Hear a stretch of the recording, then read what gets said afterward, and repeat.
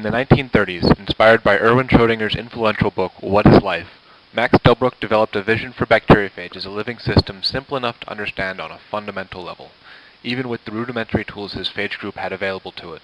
They reasoned that, if we were to ever understand how life works, we would need to start with the simplest organism possible and work our way up. He selected and renamed 7 obligately lytic bacteriophages against E. coli B and organized them into a series labeled T1 through T7. The central idea was that he and his growing number of colleagues would focus on truly understanding how these phages worked, and use that knowledge to generalize to E. coli, then the mouse, and then us. This vision of bacteriophage, along with the elegant work of bacteriophage biologists, quickly provided a mechanistic foundation that radically reoriented our understanding of life on Earth. Taking advantage of the simplicity of bacteriophages, they described mutations as the units that natural selection acts upon, established DNA as the heritable molecule, first described the triplicate nature of codons in mRNA, and elucidated central dogma. Indeed, it was this elegant simplicity of the bacteriophage lytic infection cycle on a microbiological level that allowed Lurie and Delbruck to initially demonstrate that genetic mutations arise in the absence of selection, rather than being a response to selection. Similarly, it was the elegant simplicity of bacteriophage viral particle chemistry with just 2 types of molecules, which could be differentially radiolabeled, that allowed Hershey and Chase to demonstrate once and for all that DNA is in fact the heritable molecule. Following up on these efforts, much of the work that underlies the molecular basis for bacterial physiology, biochemistry, genetics, genomics, and then recombinant engineering was made possible by the elegantly determinative experiments that could be performed because of how completely phage systems can be understood. Indeed, many of the molecular tools we take for granted today, from T4 DNA ligase to the T7 expression system, are derived from phage. With the extraordinary power now made available by next-generation omics techniques, Delbruck's historical vision of phage as the underlying model organism of molecular biology has the chance to gain new relevance. Studies of phage T4 and its relatives have provided countless contributions to our understanding of molecular genetics and biochemistry. Indeed, it was used as the model organism for many of the discoveries I've just mentioned.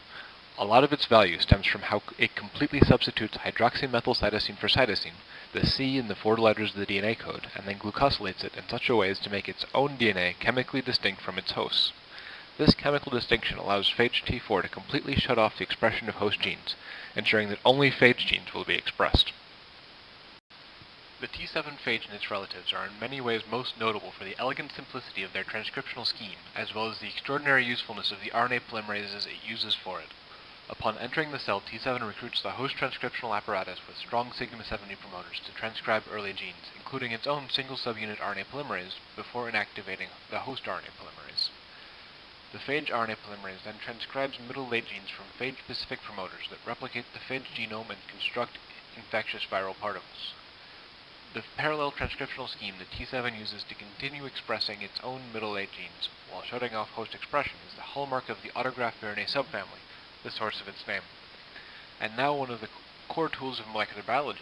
Indeed, any time a researcher wants to express a given DNA sequence without using mechanisms found in the host that could have unpredictable side effects, that sequence can be controlled by a T7 promoter that is only recognized by the T7 RNA polymerase.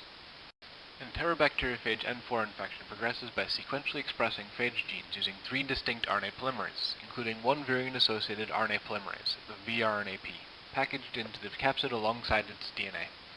Phage N4 infection begins when the phage injects its vRNAP as well as a short sequence of DNA into the cell, which is then transcribed in the forward direction towards the phage particle using host factors and the vRNAP, both creating early transcripts and pulling the rest of the genome into the cell with transcription. The second virally encoded RNA polymerase, as well as 2 virally encoded transcription factors, are then expressed from these early transcripts, and together promote the middle mode of transcription involving gene features associated with DNA replication. This includes one single-stranded DNA binding protein that interacts with the host sigma 70 sigma factor to promote late phage transcription of structural and lysis genes. It is important to keep in mind that learning about these model phages does not just give us important information about the structure and function of living systems generally, as their simplicity allows us to isolate and truly understand those systems, but also gives us meaningful information about how they and their relatives function. Indeed, each of these 3 clades of phages are currently being considered for therapeutic applications addressing a variety of important gram-negative pathogens, and each have significant environmental impacts worth understanding.